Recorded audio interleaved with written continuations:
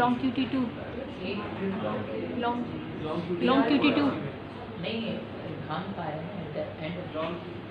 Long QT2 findings क्या है? Long QT3 है PR टॉल 2 है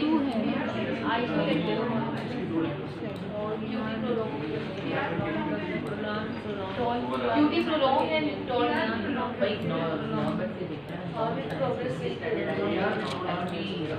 तो पहली finding toll T wave, yes और नो? यस। दूसरी फाइंडिंग लॉन्ग QT, यस और नो? यस जो टॉल टी वेव है उसमें किस कैटेगरी में आप उसको फॉलो करवाएंगे? टॉल टी वेव की कॉज क्या है? ब्रॉड बेस्ड या नैरो बेस्ड? नैरो है This is a narrow based. ठीक है। How you measure broad based, narrow based? 10 small scales. अगर 10 small scale तक अप्रोच कर जाए तो आप उसको ब्रॉड बेस की कैटेगरी में डाल सकते हैं। उससे कम जो है वो नैरो बेस में होता है। So this is a narrow base. Long QT है और किस कैटेगरी में डालेंगे लॉन्ग QT में अगर है तो? What are the causes of long QT? 1 2 3 drugs हो सकती हैं, इलेक्ट्रोलाइट्स हो सकते हैं। ओके। और अभी हमने देखा है कि अगर किसी को मैसिव किस्म का सबरेक्टाइल हेमरेज हो तो उसमें भी लॉन्ग QT आएगा। तो that's how I remember drugs, lights and CNS, drugs, lights and CNS, drugs, lights, electrolytes, CNS, long QT की कॉज है simple, drugs, lights and CNS। तो अब ये लॉन्ग QT को आप कहाँ डालना चाहोगे? ड्रग्स का आपको पता ही नहीं है, उसको निकाल। CNS में अगर सबरेक्टाइल हेमरेज तो टी वेव अपराइट होती है या इन्वर्टेड होती है, तो वो भी नहीं। पीछे क्या बच गया? इलेक्ट्रोलाइट्स। कौन सा इलेक्ट्रोलाइट हो सकता है?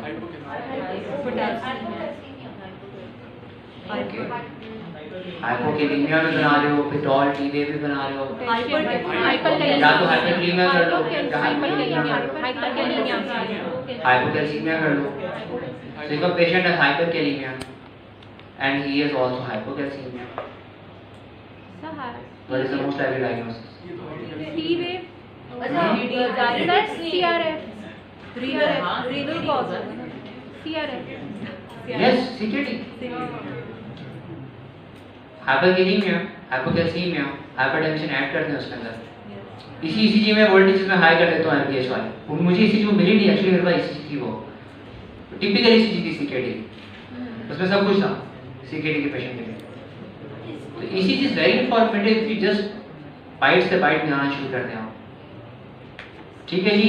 Toll T wave, hyperkalemia, long QT, hypocalcemia, ये दोनों चीजें एक ही इंसान में आपको मिल रही हैं तो क्या सोचेंगे? CKD सबसे पहले सोचना चाहिए। So this is a summary. इसमें वही बातें सारी सेम वही लिखी हुई है, लॉन्ग QT और शॉर्ट QT के लिए long QT, tall T waves. ठीक है। सोडियम का कोई इफेक्ट नहीं है जी कंडक्शन सिस्टम पे, शुगर।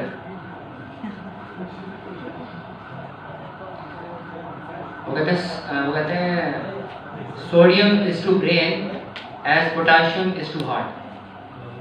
पोटाशियम जो है वो दिल की जान नहीं छोड़ता और सोडियम जो है वो दिमाग की जान नहीं छोड़ता। जी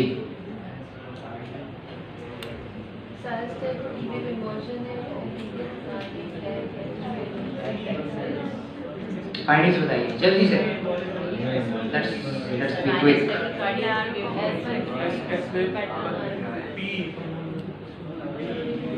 हाँ जी, डायग्नोसिस पल्मोनरी एम्बोलिज्म। क्यों?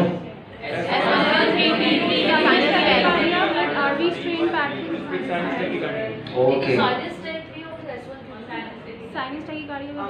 ये सामने है, ठीक है। साइनस टैक है, S1 Q3 T3 है, और RB जो ओवरलोड है सबसे इम्पोर्टेंट बात है कि टी वेव इमेजेस मिल रही हैं आपको V1 में, V2 में, V3 में, AVF में, 3 में, 2 में नहीं है, लेकिन इंफीरियर और एंटीरियर लीड्स में अगर आपको RB स्ट्रेट पैटर्न मिल रहा है और हिस्ट्री आपको सजेस्ट कर रही है तो आप क्या सोचेंगे? Pulmonary embolism. So S1 Q3 T3 you can have incomplete diaphragmatic branch block और tachycardia में होगा पेशेंट। ठीक होगी। जी एरोस उसने वैसे ही लगा दिया। सो this is hypothermia. What are the other features of hypothermia? Number 1, low voltage ECG. Number 2, bradycardia. Long QT और जी एक्चुअली hypothermia में सारे इंटरवल्स PR भी ब्रॉड, QRS भी ब्रॉड, QT भी ब्रॉड, ठीक हो क्या? और जिसको हाइपोथर्मिया होगा वो कहाँ नहीं रहा होगा? यस, शिवरिंग आर्टिफैक्ट्स, ठीक हो गया जी। सो ब्रेडीरिथमिया मिलेगा आपको, प्रोमिनेंट जेल मिलेगी जिसको ऑसबोर्न वेव कहते हैं, आपको इंटरवल साइज प्रोलॉन्ग मिलेंगे, आपको शिवरिंग आर्टिफैक्ट मिलेगा, पीवीसीज मिल सकती हैं और अल्टीमेटली पेशेंट कार्डियक अरेस्ट के साथ प्रेजेंट कर सकता है आपके पास। नेक्स्ट जी, this is something related to the job search.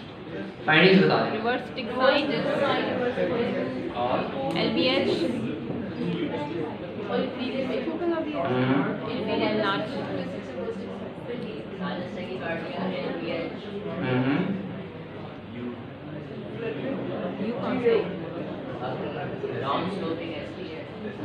Reverse tick sign ये क्या है? Sir, scooping out of the ST down scooping out of the ST reverse tick sign. So this is reverse tick sign. Reverse tick sign. ठीक हो गया जी। But I will say जैसे कि आप ये लिखना रिवर्स, आप लिखिए बिल्कुल लिखिए रिवर्स टिक साइन है, आप उसको एक्सप्लेन कर दें रिवर्स टिक कैसे बनता है, because this will enhance your points ना। और रिवर्स टिक कैसे बना, क्योंकि ST सेगमेंट डिप्रेस रहता है, T वेव इन्वर्ट हो जाती है और U वेव प्रोमिनेंट हो जाती है। जब इस सबको आप मिलाएं तो रिवर्स टिक साइन बनता है, ठीक है? तो आप ये लिख के फिर ब्रैकेट में आप लिखते हैं रिवर्स टिक साइन, और उसके अलावा जो जो भी फाइंडिंग ECG में होंगी जाहिर है वो आप बताएंगे।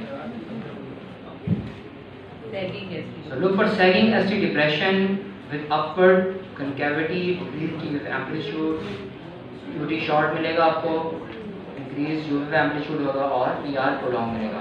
These are, जब ये चीजें आपको मिल रही हैं तो आप क्या कहते हो, दिस इज रिच इफेक्ट। इसमें U wave भी होता है। यस, जो कौन सी वाली? वो जो मैं दिखा रहा हूँ ये जो पॉइंटेड सी आ रही है जी, bidirectional VT alternate QRS findings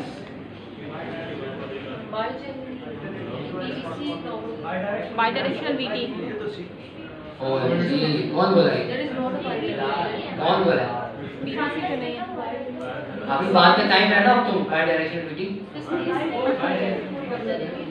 हाँ जी, alternate sir, there is a block as well, an AV block 3:2 का AV block और बाइजेमिनी के बाइजेमिनी है ये तो। ओके, ये पीवे भाई, हाँ इसके आगे QRS आया, ये पीवे भाई, इसके आगे QRS आया, ये PVC इसके आगे QRS आया, पीवे का कोई पता नहीं है।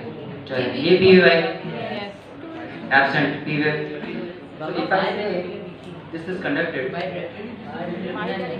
तो ये ब्लॉक है। ओके, इस पीवे और इस पीवे के दरमियान रेट कितना है?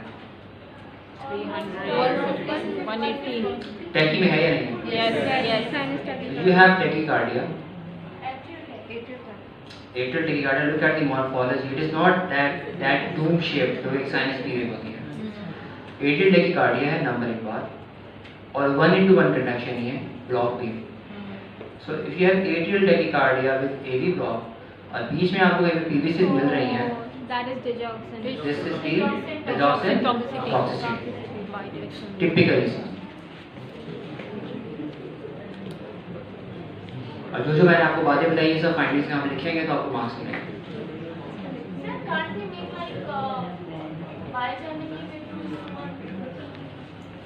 Bigemini with 2:1, तो why can't you make it atrial tachycardia with PVC? Simple clear चीज़ों। बस वो हमें सही लग रहा है। यस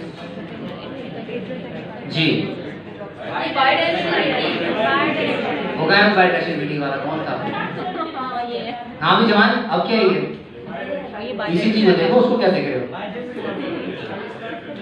ये क्या है? यस और नो? एक ना दिस इज फॉर एक पी में ऊपर एक नीचे so this is bidirectional reading QRS की morphology सेम है लेकिन उसका एक्सिस चेंज हो रहा है ठीक है and what are the causes? तीन चार causes हैं ओके ठीक है जी कोई बात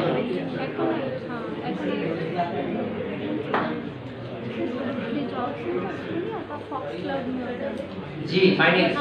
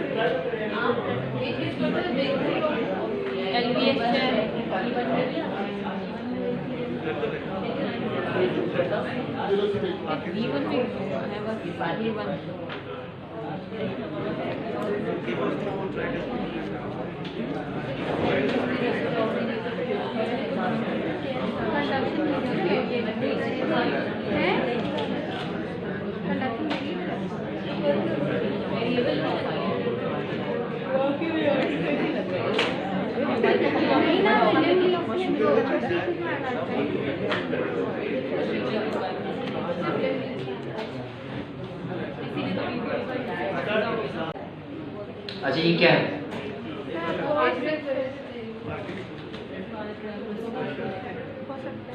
okay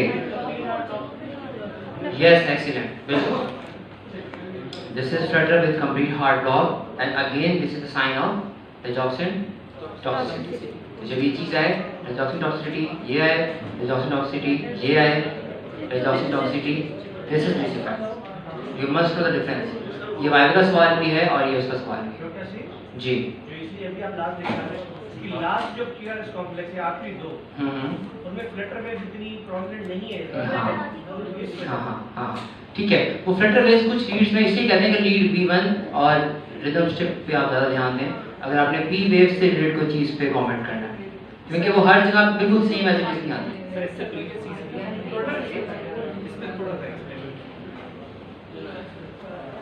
the QRS which is actually a PVC क्योंकि ब्रॉड आएगा ना QRS VT जो है अगर ये इसी का डायरेक्शन में आता रहता तो आप इसको क्या कहते हैं monomorphic VT but it is changing its axis अगर ये 0 डिग्री कहूँ फर्ज किया 0 डिग्री कहूँ तो ये बिल्कुल 180 पे चला गया it has change its direction फिर ये वापस आ गया फिर ये चला गया फिर वापस तो this is by directional VT और ये कैरेक्टरिस्टिक है 2-3 की डिजीज में होता है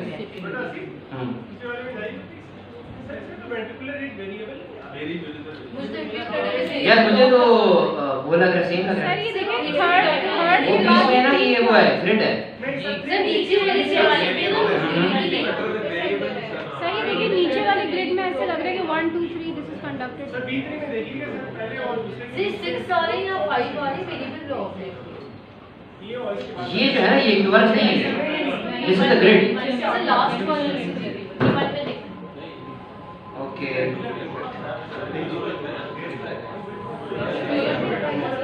okay fine so if you say this is not regular फिर आप इसको क्या बनाओगे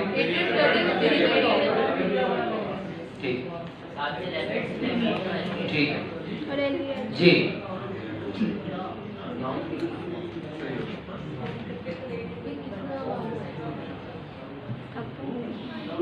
साइंस